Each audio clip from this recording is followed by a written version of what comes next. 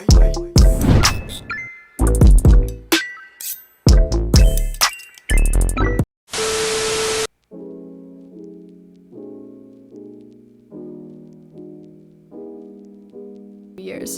But what happened to the once beloved genre?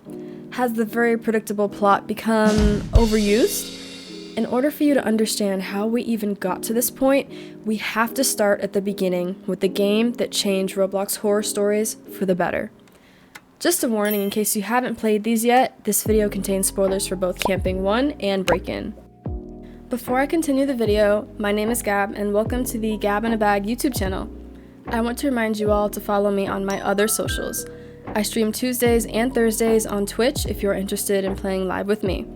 If you want to stay updated with me and my community, check out my Discord server, link in the description. I highly encourage you all to like, comment, and subscribe if you want to see more content like this. Thank you all so much for watching, and I hope you find this video interesting.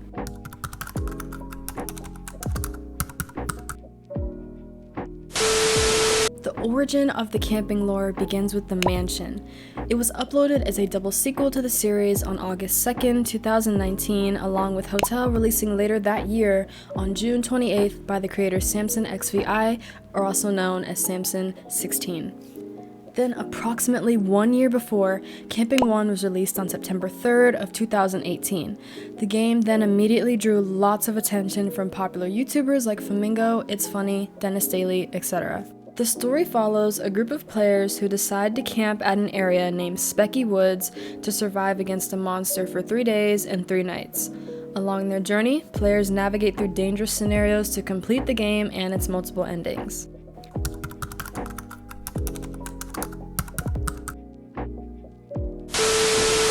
People were hooked on camping due to the creative twist, complex story, and unpredictability throughout the playthrough.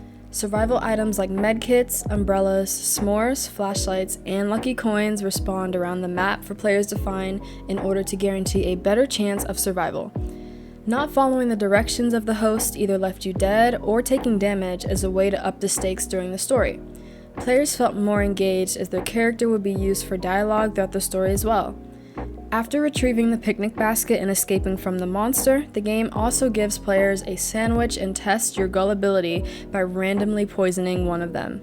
The formula that this game used and the success it was bringing naturally inspired other developers to do the same.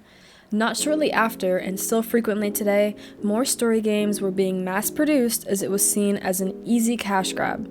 Games like Daycare, Circus Trip, and Airplane essentially had the same plot as Camping, with the exception of the villain and location. Then when Break-In was released, the story game genre felt like it had been revived completely.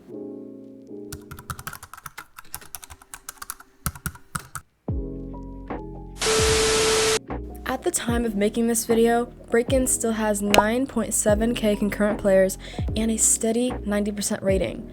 Considering that this game has been uploaded to the platform since 2019, you may be wondering why this game is still so successful despite endings, challenges, and Easter egg reveals already being posted to YouTube. Break-In is a multiplayer game that was created by Cracky4 on September 9th, 2019, based on the popular film The Purge. Early on, the main villain Scary Larry and his minions make an appearance during a television broadcast. Afterwards, all players go to bed by choosing a room to sleep in, with 2 of the 3 being attacked one night. Due to most story games having predictable scenarios and outcomes, it was refreshing when Break-In added the mini-games and tasks that were more entertaining to complete that made sense in the context of the story.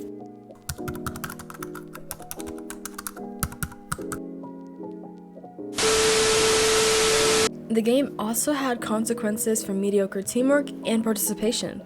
Examples include gathering wood to board up the windows after the attack and defending yourself and others in the basement when they break in. Early on, players who collected cash and ingredients within the house or at the grocery store can make a pie that would heal their health when eaten.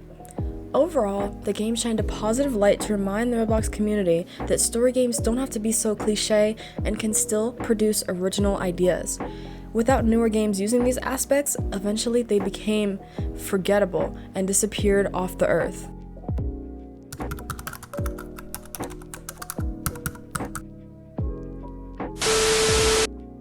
A few main reasons are due to the majority of story games becoming repetitive and extremely predictable. Some of your favorite horror movies or TV shows have tropes that are very overused and not scary enough anymore.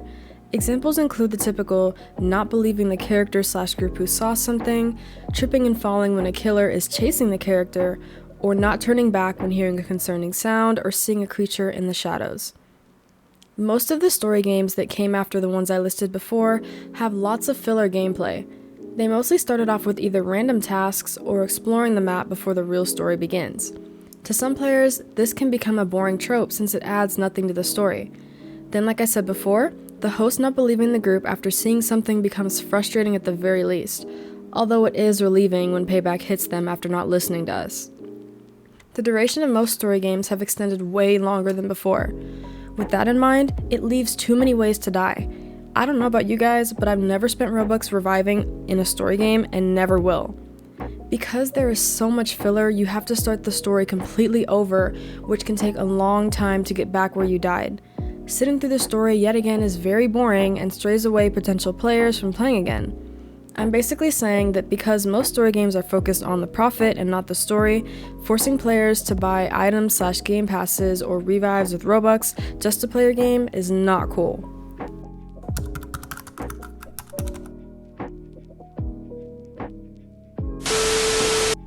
In summary, it seemed that story games had finally reached its peak in late 2020. As more of these games were being developed, they often lacked creativity and real intent behind them. Despite the thousands of story games on Roblox, the once successful game genre that ruled our experience page catalog gets almost no media attention today like it once did. Is there a possibility these games can make its glorious return back into the limelight? Unfortunately, in my opinion, I highly doubt it. The end may not be here now, but all good things must come to an end.